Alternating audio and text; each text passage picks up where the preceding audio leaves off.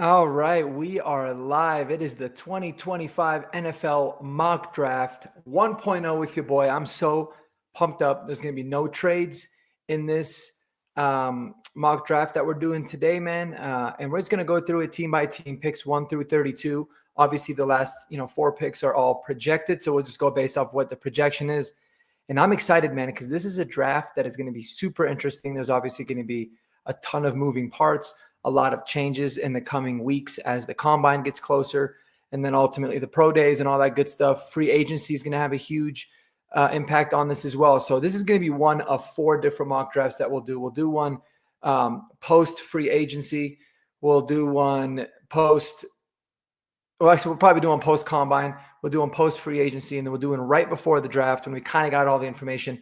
And really just to be able to refer back and see how close we were, where were we right, what did we have wrong, and, be able to just have a lot of fun with it. But, man, if you're as excited as I am, draft season is upon us, and it is one of my favorite times of the year. No doubt about it. So before we get into it, guys, welcome to the channel. If it's your first time, hit that subscribe button. It'll really help me out if you love Denver sports. But if you love the NFL draft, I have a lot of great content, a lot of film reviews.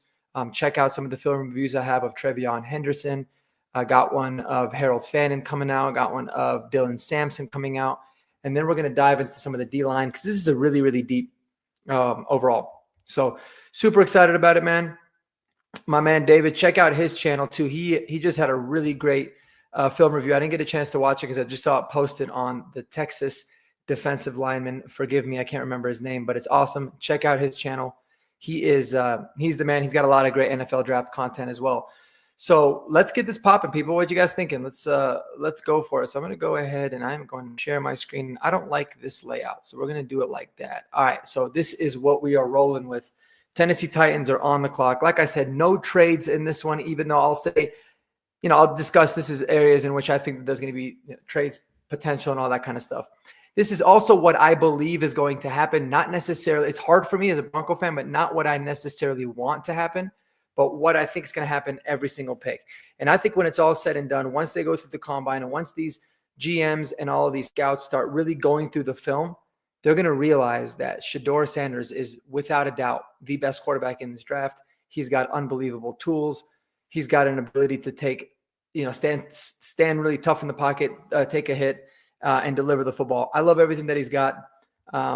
And I think the Tennessee Titans, when it's all said and done, are going to take Shedeur Sanders, the quarterback from your Colorado Buffaloes. So let's go ahead and get that started.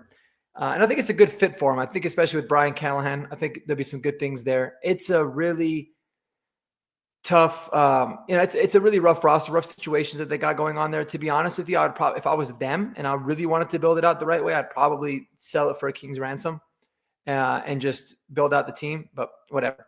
Now we got the Browns. The Browns are on the clock, and the Browns are going to have a plethora of options. Obviously, Travis Hunter is somebody that's really intriguing. Abdul Carter is somebody that's extremely intriguing as well. This is a team that is not going to be good or relevant for a long, long time. They've got, terrible GM. They got a pretty good coach. I think Stefanski is actually good. They have a mess of a contract situation that they're dealing with Deshaun Watson. It's going to be terrible. So this can go a lot of different ways, but I truly believe that they're going to end up probably going with Abdul Carter and just building this team out with the defensive line, bringing somebody like him from Penn State, who really reminds me a lot of Micah Parsons in the limited amount of things that I've seen from him. Not just because they both were 11 and they both went to Penn State, but a lot of it is because he just has this tenacity, man. They fly around the football. He's a really, really good player, a game changer, and him and Myles Garrett would be lethal. When you play in the AFC North, that's what you got to do because, you got to be able to keep games tight and messy, and that's been their MO. So I'm going to go with Abdul Carter there.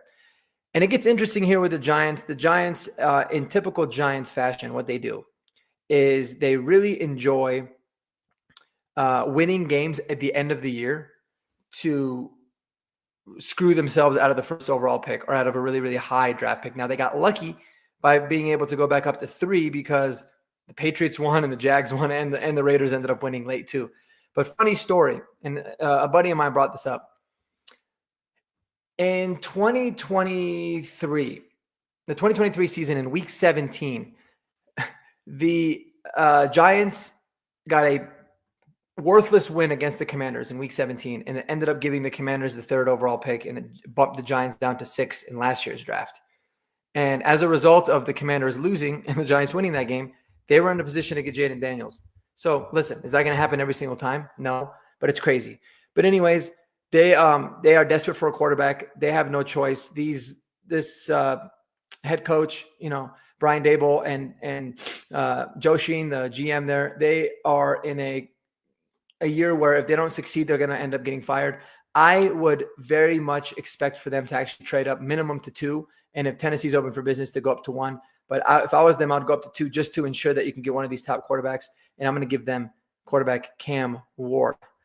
All right, looking at the New England Patriots' new head coach with Mike Vrabel there, which I'd actually like that hire. And they've got a special quarterback, I think, in Drake May. He's a franchise guy.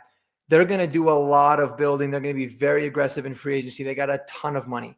But this is a team that could use skill set and good players all across their football team.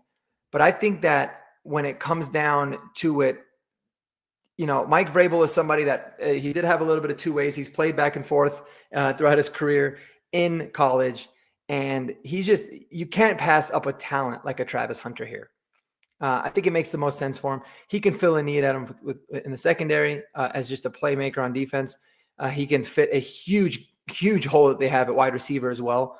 Kind of like him probably more as a receiver. But y'all let me know what you think about Travis Hunter in terms of what you like him most. But he can do everything. He is an unbelievable athlete. He's a culture builder. He's someone front offices and GMs are going to love. The most special athlete that I've ever watched play in my personal lifetime. He's unbelievable. And so I'm going to go and take Travis Hunter there with the 4th pick to the New England Patriots. Now, my man David is saying, I wonder what the Browns do at quarterback. It's a good question, man. That's something that I was kind of thinking of too. And I think that they're probably going to end up getting some sort of a stopgap quarterback until they see what happens with Deshaun Watson. They could go into the Sam Darnold sweepstakes, but he might be really too expensive for them in their cap situation. I really have no idea. There's rumors still that J.J. McCarthy can be traded from Minnesota if they end up going with Sam Darnold. There's a lot of crazy stuff. So I have no idea what the Browns are going to do. But knowing them, they'll probably try to convince themselves that Dorian Thompson-Robinson is going to be their starting quarterback and bring him back next year, even though he is probably the worst quarterback I've ever watched play aside from Paxton Lynch. He's terrible. So we'll see. The Browns are going to brown, man. You already know that. So we will figure out what happens there. All right, let's take it to the Jags at number 5. The Jaguars still don't have a head coach. If you ask me, I think Robert Saleh is probably going to end up being the coach down there, which I think he'd be a good fit down in miseries of Jacksonville. They got a lot of pieces. This roster is actually pretty loaded, and I think that they could use a lot of help on the offensive line and on the defensive line. Obviously, like the needs there show. Trevor Lawrence has got he's got some weapons around him for sure. He's got a good run game, but he's just always getting killed. Jacksonville needs to really beef up a lot of areas of their football team. And, their tackles in Jacksonville are not bad. They've got pretty decent tackles. It's the interior of the line. It's the D-line and the CB and the cornerback. And I think, Will Johnson is somebody that everybody's hyping as being one of the best corners, if not the best corner in this year's draft. That seems like a very Jacksonville move. I really do believe they're probably going to take Will Johnson. But if I was them, I would go with like a Mason Graham or, one of these tackles, whether it be, Will Campbell, Josh Simmons, any of those guys there. I know that with Josh Simmons, a lot of people say that he's got tackle guard flexibility. Some people like him a little bit more as a guard. I know, a lot of these guys do, so that could be an option. But I ultimately believe that they're just going to go with the corner, Will Johnson from Michigan. So I'm going to take him there. All right. And now pick number 6, the worst team in the NFL history by far, the Las Vegas Raiders. Sorry, Raiders fans, if you're in the comments. I am just messing, but the Las Vegas Raiders, well, obviously it stops and starts with quarterback, right? We don't know what their head coaching situation is going to be like now that Ben Johnson decided to go to Chicago instead of Vegas. There's several different options. We'll see, that's going to determine a lot about what it is that they do. But this team is just dying for talent everywhere. They're not in a position. I can see them trying to be aggressive in trading up for one of these quarterbacks if they love them, trading up to 2 or 1, depending on what that would cost. But that's very difficult. And they consistently did the same mistakes that the Broncos did for many years, is that they would try to find Band-Aid solutions at quarterback, and they would win just enough games to not be in a prime position. So, they'll have to eventually just get lucky, kind of like the Broncos did with getting Bo Nix at 12. But that being the case, there's a lot of, good options here for the Raiders. I think historically the Raiders they do take a BPA approach, kind of taking the best player available. But I don't know, man. I don't want this to happen, but I think Ted McMillan in Las Vegas makes a lot of sense. Just a behemoth of a wide receiver, someone that can win all over the field. He's a playmaker. He's huge, really good red zone target. He's somebody that you can bring in there and solidify the receiving core. I think him and Jacoby Myers would be a pretty solid tandem. You can find a bridge quarterback, and then when you're ready to put yourself in a position to get a quarterback down the road, you'll have a really solid nucleus of young playmakers with Bowers and with Jacoby Myers and now Ted McMillan. So I'm going to take Ted McMillan and put him there in Vegas. All right. Now we got the Jets. The good old Jets. The Jets are in a very weird position. I was just thinking about the franchise. Like, how would you fix the New York Jets if you could? And it's tough. They've dug themselves into a lot of holes. Aaron Glenn is still the favorite, even though he did interview today with the Jets. And there's no deal in it, but they said that there's still a really good chance. So he could be one of the guys there. The Jets are, I don't think Aaron Rodgers is going to come back. And I think if he does, I feel like they're probably ready to move on from him. If they want to run it back another season, sure. But they are somebody that could use more beef and more talent up front. I think the guy that really makes the most sense right now is Mason Graham, the defensive tackle, really the interior, knows, one tech or maybe a 3 tech for them. He'd be really, really good. That'd be a scary defensive line that they got there with Quinnen Williams and Mason Graham, really building out the trenches as much as they possibly could there. You could obviously look at tackle as an option as well. They could always use some offensive line help, but the O-line did get better as the year went on for them. They just simply, kind of struggle stopping the run. They were just discombobulated all over the field. So I think that the Jets would take Mason Graham. It would seem like a very Jets move to make, especially if Aaron Glenn ends up signing there. They could also look at one of these pass rushers, but I'm going to go with Aaron Glenn there. All right, the Carolina Panthers. Man, oh man, these Panthers right now. They had I think that this is a team that's on the upswing. Bryce Young really found something in the latter part of the season.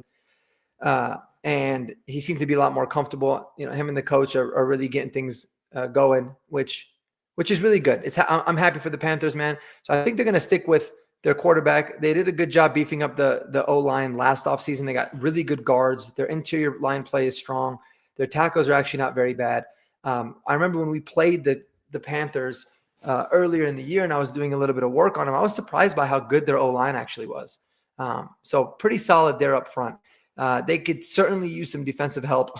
Just like it says here, defensive line, and it says DB are the 2 biggest areas of need. I couldn't agree more. I think that they could look at some secondaries. I'm going to look and see who's available at the cornerback position.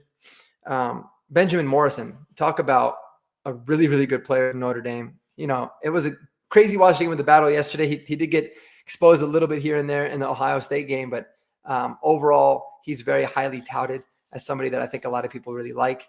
And then when you go to the defensive line, let me tell y'all, I'll go ahead like this. This Tyleik Williams dude from Ohio State, I think is an absolute beast. Just a stout nose tackle. Somebody's violent, gets a really, really good pass rush up the middle. His pass rush win rate is actually very good. I don't know exactly what it is, but when I was reading some things about him, it's very, very good interior at Ohio State. Walter Nolan is a huge ascending player. And then you got Kenneth Grant as well. So in this one, I'm going to give him a defensive lineman. I don't know if I'm going to roll with Kenneth Grant for them just quite yet. I think I'm going to do Tyleik Williams because Tyleik Williams is somebody that I think gives him a tiny bit more versatility. As you can see his PFF grades here. He's somebody that graded out decently at pass rush, but he's an amazing run defender. But, at 6'3", 327, he's just stout. He's big on the inside. So we're going to roll with Tyreek Williams just to kind of switch some things up. But ultimately, I think that they end up beefing the interior of that defensive line. They could use it. And any one of those guys, they'll be pretty good with. All right. What we got next here? Next, we got the New Orleans Saints. And this is one of those, man, where you never really know. You look at the history of the Saints, Sean Payton days and even afterwards, they've really always gone BPA. They've always looked at who's the best player available, and they've taken them. In this particular case, the best player available, in my opinion, is Ashton Jeanty and Tyler Warren. Ashton Jeanty would make sense if they wanted to move on from Alvin Kamara. I don't think that happens. I believe that they are going to want to get a really good playmaker to go along with Derek Carr, giving them an additional weapon. Hopefully, they'll be able to get Chris Olave, back and healthy next year. And if that's the case, they got some other, Rashid Shaheed is a really good player. So Rashid Shaheed being the guy that takes the top off the defense, Chris Olave kind of being that possession receiver. A guy that would make a ton of sense here is Tyler Warren. Or, you could look at Luther Burden and Emeka Egbuka, but they kind of already have similar guys in Chris Olave. So it breaks my heart as a Bronco fan. But I can see a situation where definitely the New Orleans Saints here would take Tyler Warren. So we're going to roll with that. All right.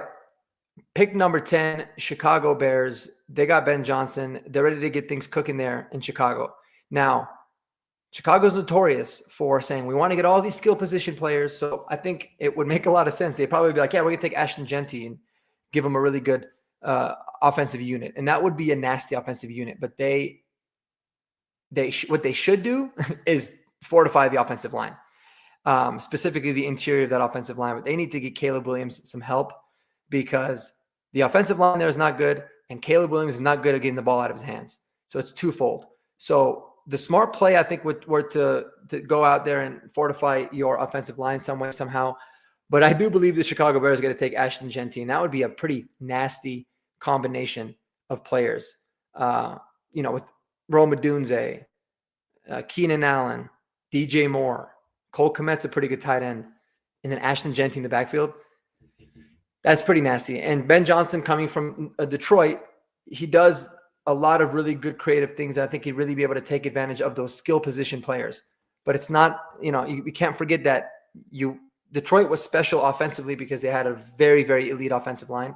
So I think that they could probably find some guys in free agency. They'll ultimately find some guys in the second and third round of this draft too, especially on the interior, and roll from there. So we're going to do Ashton Jeanty going to the Bears. Let me know what you guys think so far with picks 1 through 10. Just to kind of give you all a recap, we got Shedeur Sanders, Abdul Carter, Cam Ward, Travis Hunter to the Patriots. The Jags go with Will Johnson, Tet McMillan to the Raiders. The Jets taking Mason Graham. Tyreek Williams going to the Panthers. Tyler Warren to the Saints. And Ashton Jeanty to the Bears. Now, like I said, the Tyler Warren one kills me, but I think he's somebody that is just going to continue to go up and up and up draft boards, and I would be shocked. I would be shocked if he ends up not going in the top 15. I really, really do. David over here says, this is my greatest fear. I can kind of understand that too, man. As a Bronco fan, it would be terrifying, but I think it's realistic, man. It's going to be tough for us to get, Ashton Jeanty or Tyler Warren at this part of the draft. The way that it's lining up, it's so fluid. So many things happen. And he said maybe Kenneth Grant falls to us, and maybe he does. He could, and that would be one hell of a player. We could use an interior player like him. So, well, we'll see. Maybe it is. Let's continue on here, man, with pick number 11, the San Francisco 49ers. Really talented team, and this is actually a really good spot for them to be in. I think that they went through a lot this year, not just with injuries, man, but players had a lot of personal things. Charvarius Ward had a death of his 1-year-old baby or stillborn. No, the tackle. I'm blanking on the names. I've been saying so many names, reading so many names, but they had their star left tackle ended up having a stillborn child. Charvarius Ward, lost his daughter who was like a few months old. Heartbreaking stuff. It was terrible. They went through a lot of things there. So I expect the Niners to be able to bounce back and have a much better year next year. And then they got to figure out the injuries, man. They really do. their strength and conditioning program's got to be terrible because every single year they are just getting hounded with injuries. But this is a place here where I think tackle makes a ton of sense. I like the idea of Will Campbell. Will Campbell is somebody that is consistently rated amongst the top tackles, but he's got a lot of guard versatility as well, being somebody that is a little bit more raw. But, man, he's tall, and he's got the length, and I'm sure he's going to have the measurables to be a really, really good tackle. So somebody like Will Campbell can make a lot of sense. I haven't looked into the tackles too much this year, obviously, because it's early on, but it's not a huge need for the Broncos. But really any tackle or guard that would fit, maybe Josh Simmons, that would fit really well in a true zone scheme. And so, Josh Simmons or Will Campbell can make sense. But anyways, I like an offensive lineman for this team. They got to fortify that particular part. You don't know what's going to happen with tackle. They just re-signed the right tackle. Forgot his name. They re-signed him recently. And the boy on the other end on left tackle, I don't know why I'm forgetting his name because he's like probably the best left tackle in football. But he's getting older and his contract's expiring. So you could utilize some youth there. I think it's a pick that makes a ton of sense. And I'm going to go ahead and say that the Niners are going to take Will Campbell. All right, number 12, the Dallas Cowboys. Who really cares? They're just going to end up signing whatever player can sell them the most amount of tickets or get them the most Facebook followers so they can continue to call themselves America's team. But, who knows? But anyways, to Jerry Jones and his son and whoever the hell is running the operations, to their credit, they actually do a pretty decent job nailing first-round picks for the most part, especially with running backs. A lot of people had Gentry going here. I don't necessarily think that that's the case. I look at it like, man, Malachi Starks might not be a big need for him, but depending on who they end up bringing in as the coach, he could be someone that they would love to have as like a Swiss Army knife on defense. James Pierce Jr. to team up along with, Michael Parsons could be really good. I like that. But I believe for whatever reason, I think that this makes a lot of sense. Somebody like a Luther Burden, who I'm going to draft for him, to go along with what CeeDee Lamb does. CeeDee Lamb is one of the best receivers in the NFL. Obviously, Luther Burden can really add a different dynamic, open up a lot for CeeDee Lamb. I think it makes a lot of sense. It's a very flashy move, but it gives Dak Prescott a lot of weapons to be able to go out there and make do with. And man, CeeDee Lamb and Luther Burden would be a really nasty combination. So I feel like that's a move that actually makes a lot of sense. It would break my heart again, but I think that that's where they could go. Obviously, Mike Green, who is probably the fastest rising player on a lot of draft boards in terms of the analyst side right now, the edge for Marshall, is someone that can make sense. James Pierce Jr. Any of the edge players can make a ton of sense. The Cowboys can go in a lot of different ways. But, yeah, I think that Jerry Jones is going to love the idea of having Luther Burden and CeeDee Lamb and rolling that way. So that's where we're going to go. The Dolphins. Oh, the Dolphins. I don't really know what the Dolphins are going to do. According to their needs here, they need offensive line help. But from the research that I've done about them, they really don't ever draft and develop tackles or guards or anything. Interior defensive lineman makes a lot of sense for them too. But I think this is a year where they just realize they need to protect Tua Tagovailoa. He cannot get any more concussions. He cannot get any injuries because if he gets hurt, that team is, a top 5 in the draft type of team without him. And so I think that they're going to end up going and getting the best available tackle, whatever they think it is, whether it's Kelvin Banks or whether it's Joshua Simmons. I think they're going to go with a tackle there because I think that makes a lot of sense for Miami. All right. And yeah, you're right. You're right, David. 100%. I think that the Finns do need some tough players. They do. They need a lot of different things. It seems like they're just a discombobulated team. They've got a lot of talent mixed with a lot of injuries every year. And it just, it seems like, I don't know. They just kind of seem like the same team every year. And I agree with the toughness because they're a team that like when the temperature drops below 40, now they can't win games. So they need to stop being so finesse and be a little bit more tough. And so I think tackle, fortifying that offensive line is a really good move for them. Regardless of which tackle it is, I think that would be a good move. All right. Now we get to the Colts. Now the Colts is probably, to be honest with you, the Colts is like my biggest fear in the real draft of someone that I can see taking Tyler Warren before the Broncos if he's even available at 14. So if Bronco fans, if you really want Tyler Warren, you probably got to look at jumping up to Miami, jumping the Colts to be able to get him. Because tight end makes a lot of sense for them, and edge rushers make a lot of sense for them too. And same with, it says here, a defensive back. They did they fire their coach? No, they still have Shane Steichen. All right, so yeah, they could, they could move in a lot of different ways. I think a tight end would make a lot of sense. Getting Anthony Richardson any kind of help possible would make a ton of sense. But I think that they're gonna look to bolster this pass rush, and they're gonna go with Mike Green from Marshall. They could go with James Pierce. I think they're gonna go with one of these edge players. I think it makes a lot of sense there. They need to be able to get after the quarterback a little bit better, and they can find tight ends later in the draft. They don't want to reach for one here. They could go DB. Malachi Starks would make a lot of sense for them. Benjamin Morrison would make a ton of sense. But ultimately, I think pass rusher is just such an elite position. I think that Mike Green's going to make a lot of sense. All right. Now we got the Falcons, the good old-fashioned Falcons. I don't know why it says needs are a wide receiver. I think the wide receiver core is pretty damn good. But they could certainly use edge, linebacker, and they could use a lot of help on their defense in general. They fired the defensive coordinator as a scapegoat after 1 year, the guy from Washington University that they brought over. And then they brought in his buddy from the Jets. Oh, man, what was his name? The interim coach. Anyways, the Falcons, man, they're just with that weird franchise. But I'm really looking forward to seeing Michael Penix because I think he looked pretty good at the tail end of the season. I think he's got enough weapons. I think their O-line overall is really solid. And you got to give this guy a better defense, keep him in good games. We've seen it here in Denver, what a really good defense can do for a young quarterback. And so I love the idea of the Falcons going after, an off-ball linebacker, a corner. Listen, this is not a typical draft where it's not a typical player. Is he an edge on here? Sorry, I'm looking for somebody specific. Let me pull this up.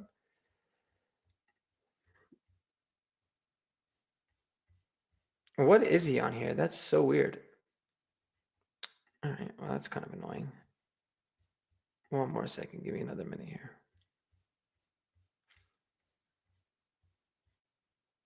Jalen Walker. That's crazy. That's crazy that he's rated that low. But I think Jalen Walker, he's the guy that I was thinking of the whole time for the Falcons. Makes so much sense because he can be an off-ball linebacker and he could be a really good edge player as well. I think he's an elite off-ball linebacker. I would love him. For the Broncos, I'd love him. He'd be awesome.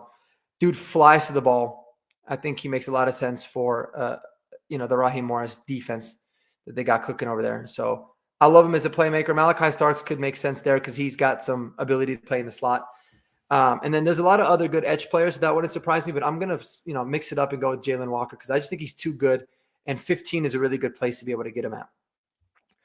All right. The Cardinals, they need offensive line help, and they need help on both sides of the line. And that's usually never a good thing if those are your needs, but they could utilize it. I'm going to go with Kelvin Banks here, the tackle.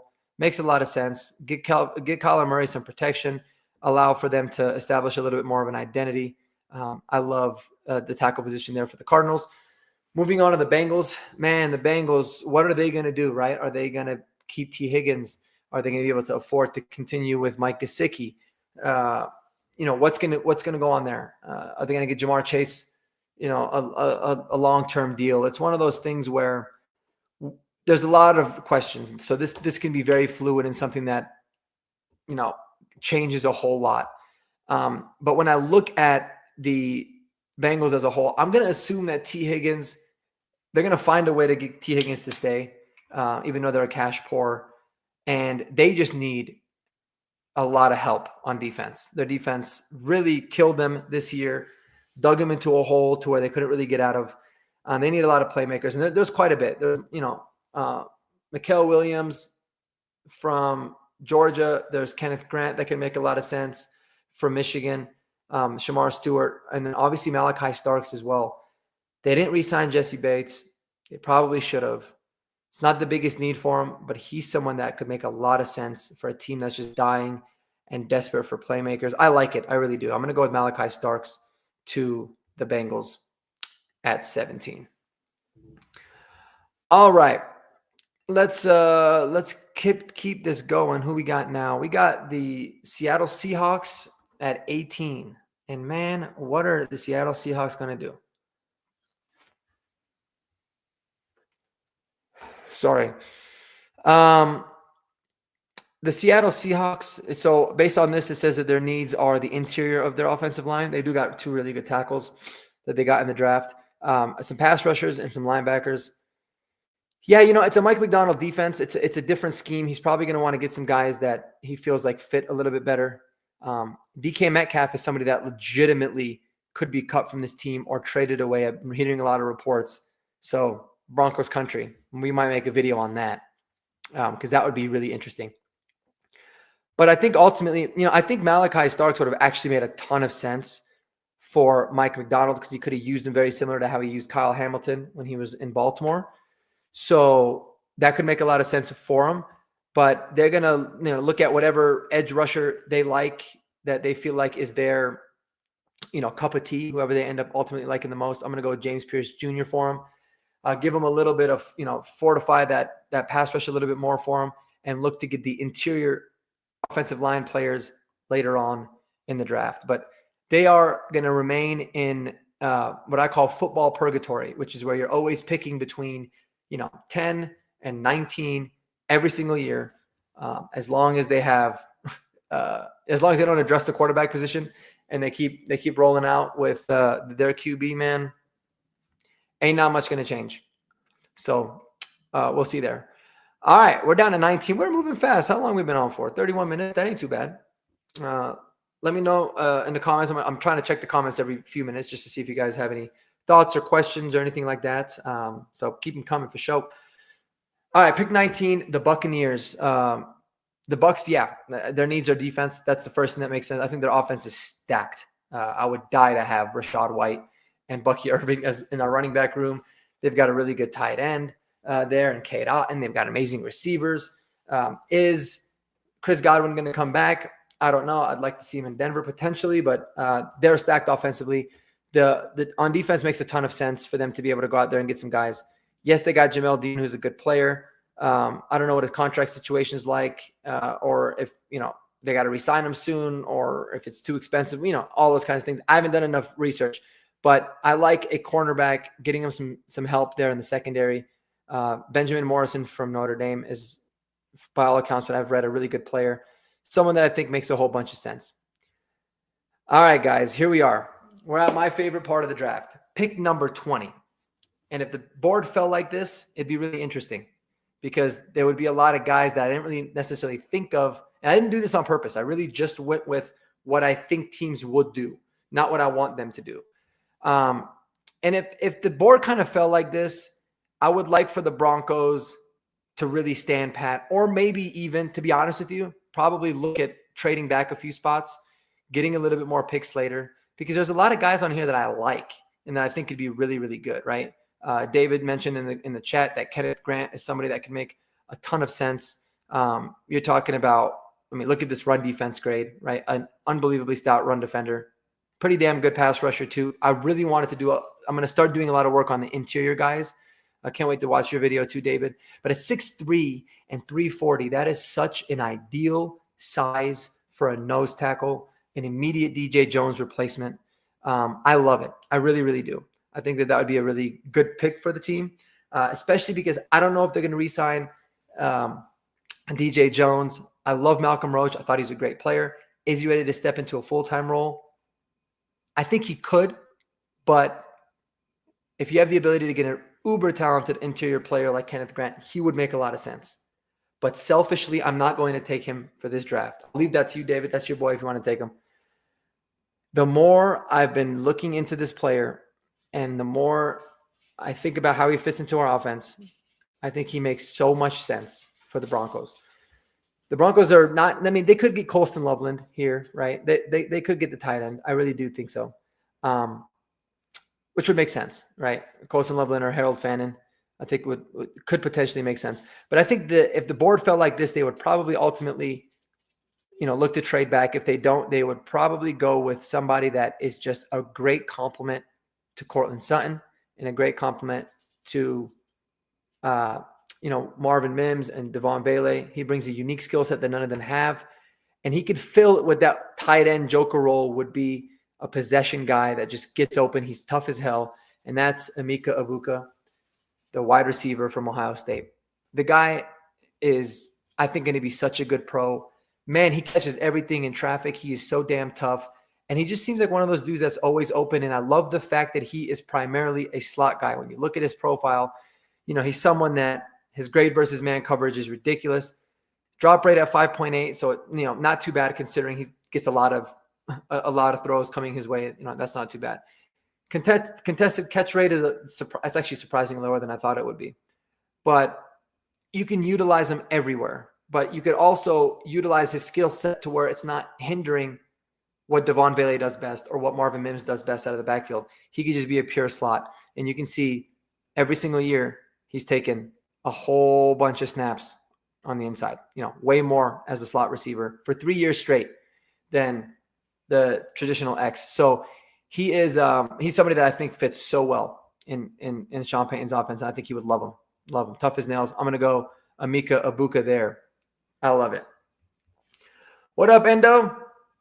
Thanks for joining in, man. I appreciate you. And David, I don't know what you're saying yes to, but I appreciate it. Maybe to everything. So thanks for that. But yeah, I love Emeka Egbuka there for the Broncos. Maybe that's what you were referencing. I just think he makes a ton of sense in every way. So love that pick for my Denver Broncos. Let's get this going so we ain't keeping you guys here through dinner time.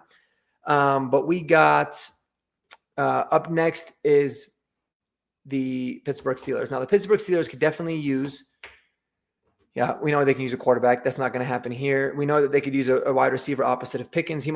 This might be Pickens' last year there too. They could use some DB help.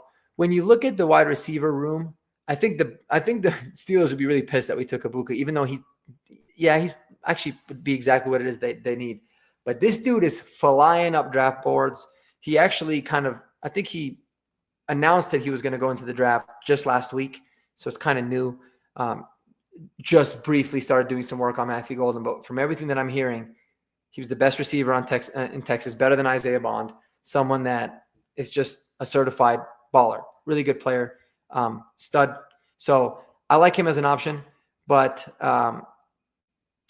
another person that would make a lot of sense for them as well is someone like a Colston Loveland, the tight end, kind of opposite of Pat Freiermuth. And then what else does it say? It says DBs. Let's see what corners are available. A lot of mocks actually have this Siobhan Ravel guy going to the Steelers. They say he fits a lot of what they want to do. So that could make sense. But I don't want to be like all the other mocks that I've seen. So what I'm going to do is I'm just going to roll with Matthew Golden to the Pittsburgh Steelers.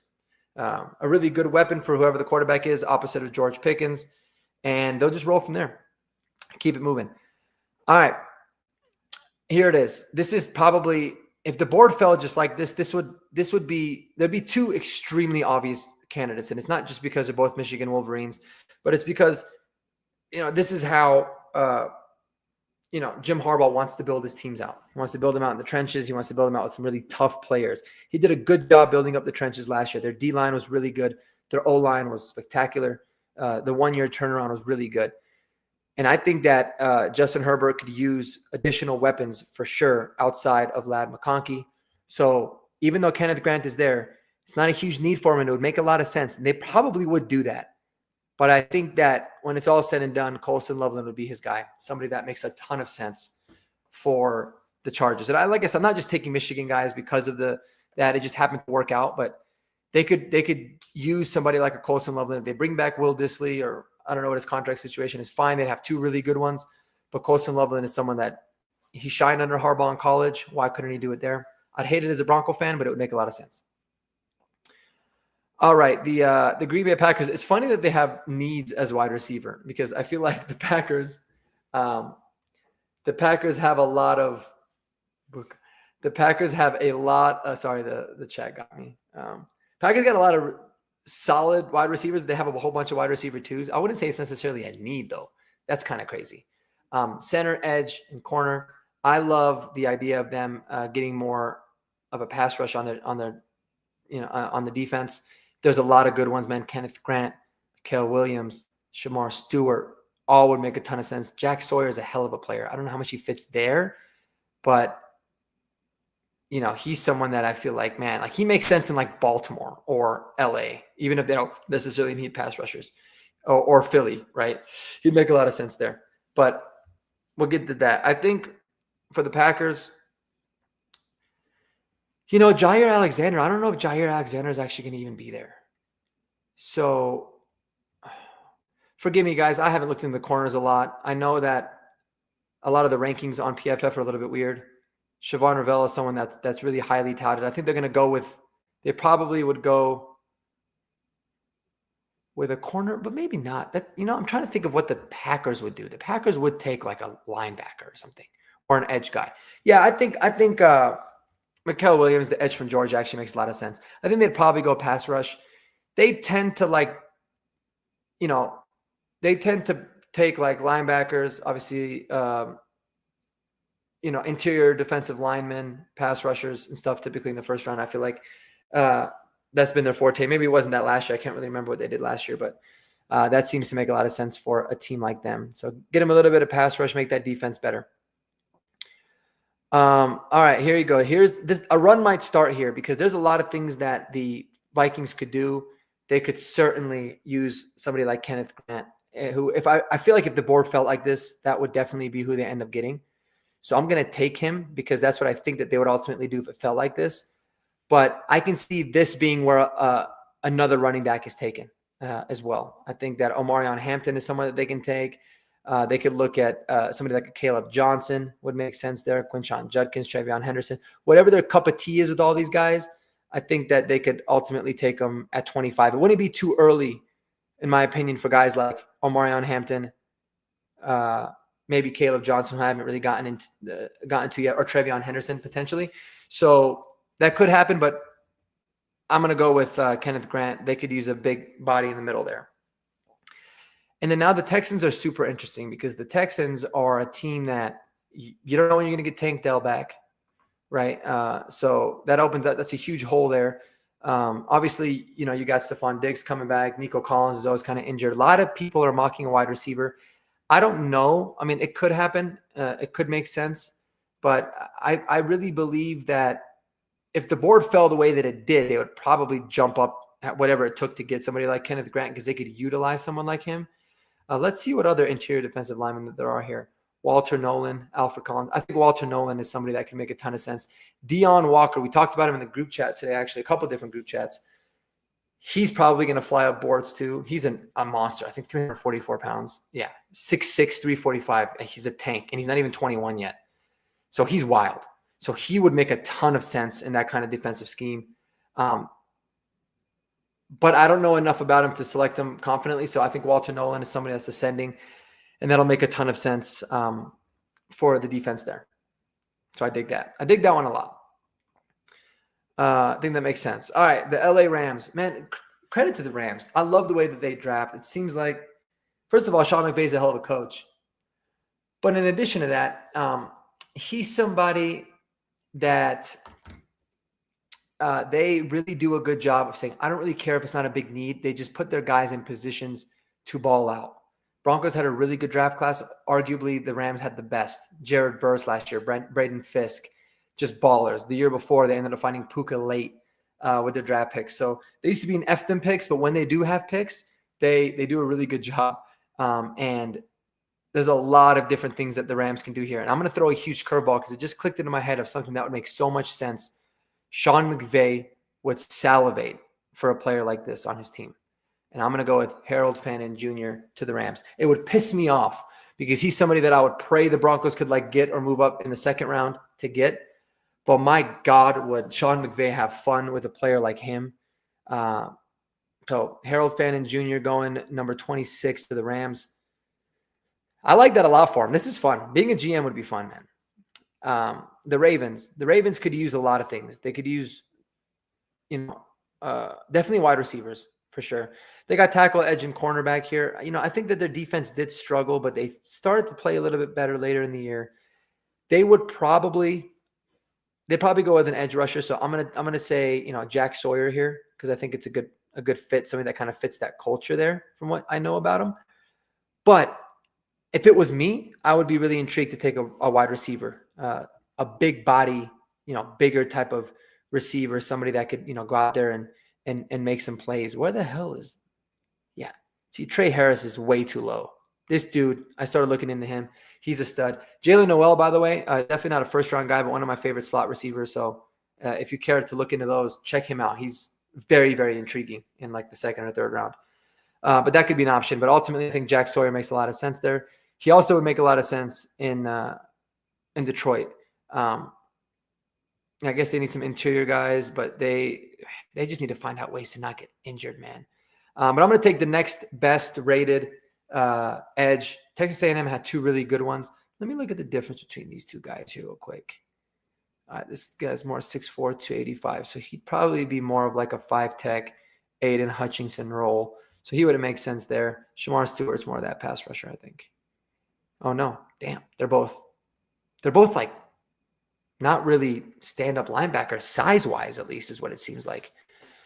But, yeah, so there's that. I think that they'd probably ultimately go with Shamar Stewart and just try to get as much pass rush as they can opposite Aiden Hutchinson when he's back. I like that. Continue building out the trenches for them. Washington Commanders at the projected pick of number 29. Man, what a good season that they've had. There's a lot of different ways that you can go. I think that you can make the argument that Jaden Daniels could use some more skill position players outside of Terry McLaurin. Dynami Brown's been, pretty good. Zach Ertz has kind of done his thing. Olamide Zaccheaus in certain roles, but otherwise they don't really have that many. But they could probably find some dynamic wide receivers in the later rounds. And if it's me, you continue to do whatever the hell you can to build around your quarterback, keep him protected. If they need a tackle, you can go with Armand Membu, and you're good to go there. Someone that is very high on a lot of draft boards that I've been seeing as well. So a tackle for the Commanders makes a ton of sense. All right, guys, we're going to the last three. Let me know what you guys' thoughts are. If you think that, have any thoughts, if you're curious about any of these, I'll give you guys a quick recap before we finish up, starting at the top really quickly. I'll have you guys read it as well. But Shedeur Sanders to the Titans, Abdul Carter over to the Browns. The Giants go with Cam Ward, Travis Hunter to the Patriots. Will Johnson to the Jags, Ted McMillan to the Raiders, Mason Graham to the Jets, Tyleek Williams to the Panthers, Tyler Warren to the Saints, Ashton Genty to the Bears. That's the top 10. And then 11, Will Campbell to the Niners, Luther Burden goes to the Cowboys. I actually really like that for them. Would hate it, but for them it makes sense. Josh Simmons to the Dolphins, Mike Green to the Colts. Falcons get Jalen Walker, Cardinals, Kelvin Banks, Bengals, Malachi Starks. James Pierce Jr., pass rusher to the Seahawks. A cornerback, Benjamin Morrison to the Bucks. My Denver Broncos, I took Emeka Ibuka. It's going to be really fun to say, too. I love that. Emeka Ibuka. Well, it's like Puka Nacua, too. So maybe he ends up going to the Rams, but I love that. Matthew Golden, wide receiver, Texas to the Steelers. Colston Loveland, the tight end to the Chargers. Mikael Williams, edge, Packers. Kenneth Grant to the Vikings. Walter Nolan to the Texans. Harold Fannin Jr. to the Rams. God, that would be lethal, I'm telling you guys.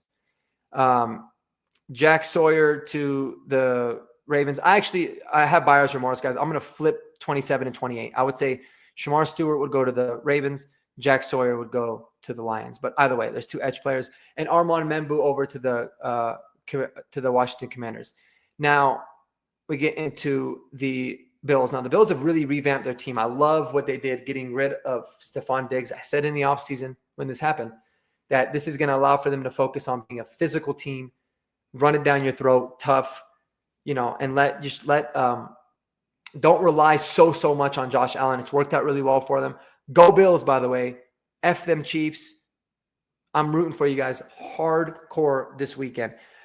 But in the offseason in the draft, what it is that I think that they could utilize, there's a lot of really good options for this team. They could certainly use some help at corner. And a lot of people have been talking about Siobhan Ravel as being a really good player at East Carolina. Haven't looked too much into him, not going to lie. So I think Siobhan Ravel is someone that makes a lot of sense. If he's truly a really solid corner prospect, I'll go with them. They could use a little bit more help in the secondary and get a little bit better there. And then We got the Philadelphia Eagles. Yeah, I mean, receivers in need, really? Maybe they think AJ Brown's going to be gone. That's kind of strange. Edge players, there's a lot of options. Let me see here.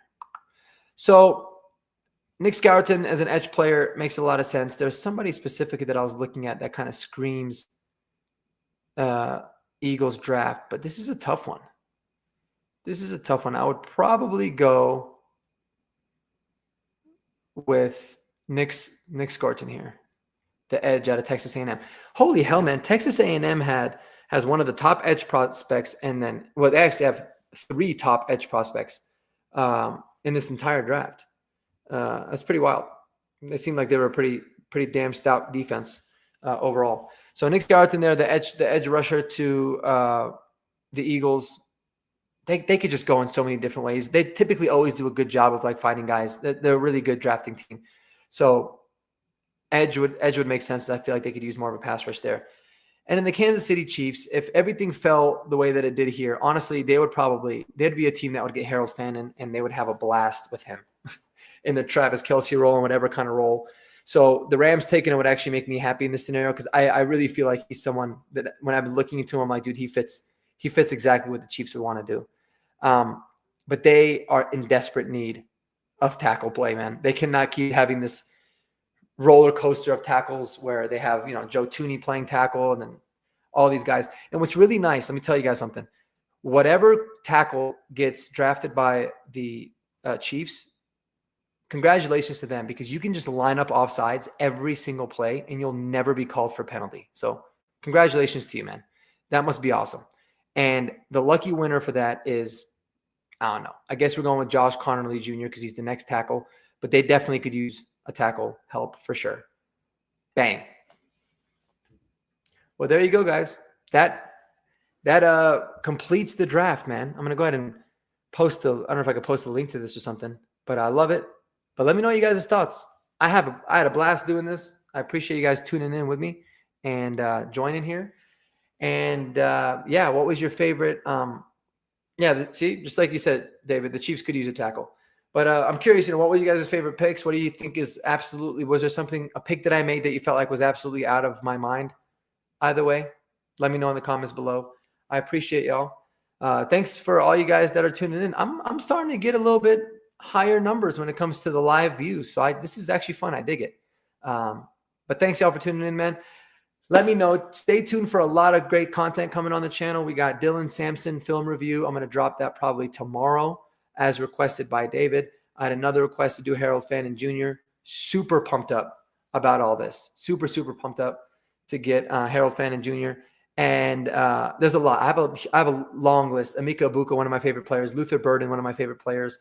I want to do a lot of work on those guys because even though these running backs are intriguing, I'm going to save them for later because I don't think the Broncos will take one in the first round anyways. But let me know if there's anybody that you guys want to see film reviews or get my thoughts on. Let me know below. Appreciate y'all tuning in, man.